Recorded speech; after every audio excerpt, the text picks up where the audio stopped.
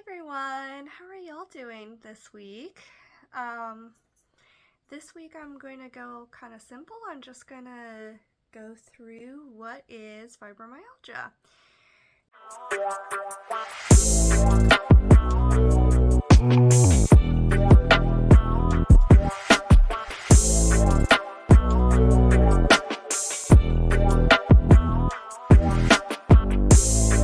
So this week I got my notes because I'm gonna need them. As you saw in the last video, my brain's not working the best.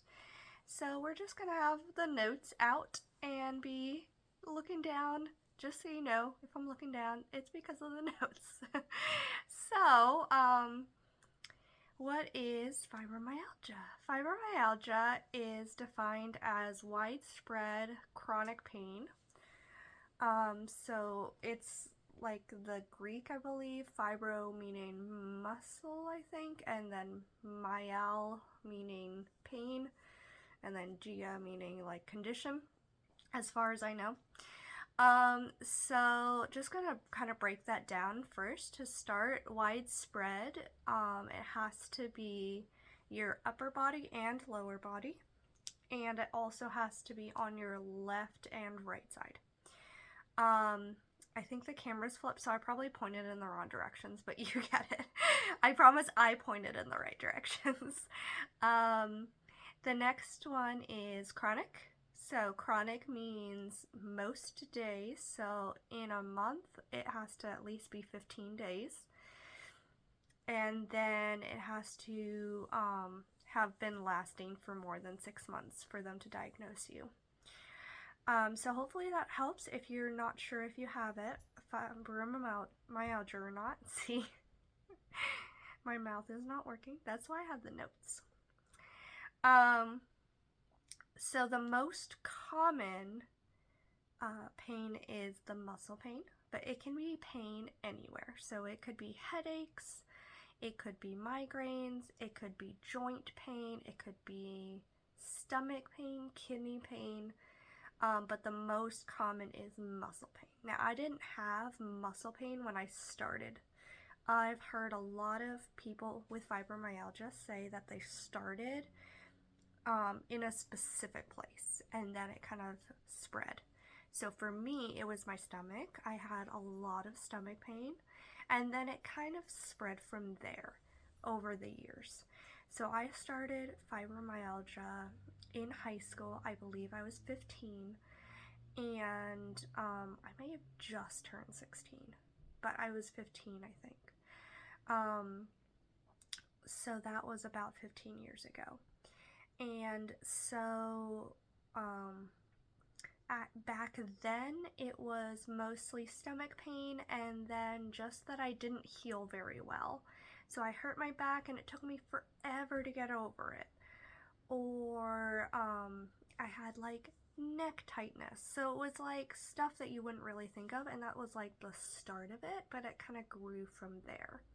So now it's pain everywhere you can think of.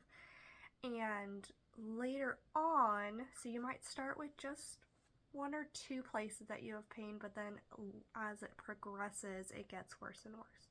So some other things that will come up. You'll start getting headaches or migraines. I've had migraines most of my life. I think I had migraines before I had fibro, but the fibro's like exacerbated it. Stomach pain, nausea. I started with that, but other people might develop that later.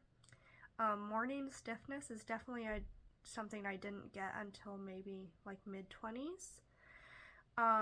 Memory impairment is something that I didn't get until like this year. Maybe last year. It's kind of hard to tell with this one because I think it was the medicine they had me on. So I did have this when I was like 23, 24, but I was on this medicine and I think that's what was causing it. So it's kind of hard to tell with memory impairment if it's the fibromyalgia or the medicine that they put you on, because the medication for fibro is quite strong. We can talk about medication in a different video. I'm not the biggest fan, but it works for some people. And then anxiety and depression are almost always coupled with fibromyalgia. It's almost never not one or the other or both with fibromyalgia. So if you have fibromyalgia, you probably will have these. If you don't have them, you may have something else. So just be aware of that. Your doctor might not think you have fibromyalgia if you're not anxious or depressed or both. I've kind of gone through phases where, like, there are times when I'm more depressed, there are times when I'm more anxious, but it's normally one or the other. I can have a phase where I'm doing pretty good, but that's also the phase when I'm doing a little bit better with my fibromyalgia as well. You'll learn very quickly on my channel, I used to be a runner. My reading booktube channel is actually called Reading Runner Rachel. And that's because I used to be a runner, and I still would like to go back, but that was the year or two that my fibro was the best that it's been. So it really hasn't been that good since or beforehand, but that was like my best year that I could run. The other thing that you might come across with fibromyalgia is like tingliness. So I get tingles in my fingers and my feet a lot. And sometimes it feels like people are jabbing you with like 1,000 little needles. So that's probably one of the worst ones. I hate it when my hands hurt. If it's cold at all, my hands are terrible. Which kind of brings me to the next thing, which I didn't write in my notes for some reason. With fibromyalgia, you are often either cold sensitive or hot sensitive or both. So for me, because I grew up sometimes in tropical country, I am not hot sensitive whatsoever. So that's not, I don't think that common. But you are either cold or hot sensitive. I am very cold sensitive. I've heard of fibro people who are very hot sensitive, and some fibro people are very cold sensitive. What I think is the hot sensitive is more people with fibro and POTS, but I don't have POTS. I have migraines, and I don't know if like that's a weird couple thing, but I am incredibly cold sensitive. So if it's cold outside, I'm going to have a worse day. And if it like has turned from hot to cold, then I have a worse day. If it's just like a cold day and it's been cold for a while, I might be okay. But definitely as soon as it gets cold, my hand pain gets way worse. My hand pain's probably the worst, my least favorite of them. It's not the worst, it's just the one that bugs me the most. I like my hands, I don't like them being messed with. But yeah, hot or cold. And we'll talk about that a little bit more when we get into like treatments I like. Whether you're cold or hot sensitive is very important for that. But the biggest symptom and the one that is the most important to be aware of is fibromyalgia interrupts deep sleep.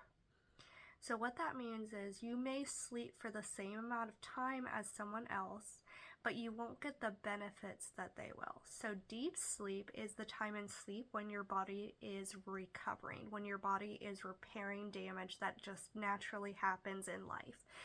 So in life, all your cells, like different cells die, different cells get damaged, your muscles get little tiny tears in them. And deep sleep is when that kind of damage gets repaired. Also, if you have a virus, oftentimes that's when it is fought. So, fibromyalgia, unfortunately, interrupts that deep sleep. So, they've done studies and things. Fibromyalgia patients really don't go into deep sleep hardly at all. So that is what some people think is the cause, actually, because there was a really interesting study of this group of people was interrupted, their sleeps were interrupted, which sounds horrible. I don't know why they signed up for this, but they basically developed fibromyalgia since their sleeps were developed. Basically, if your body is not repairing itself, you're going to be in a lot of pain. So that's a big deal.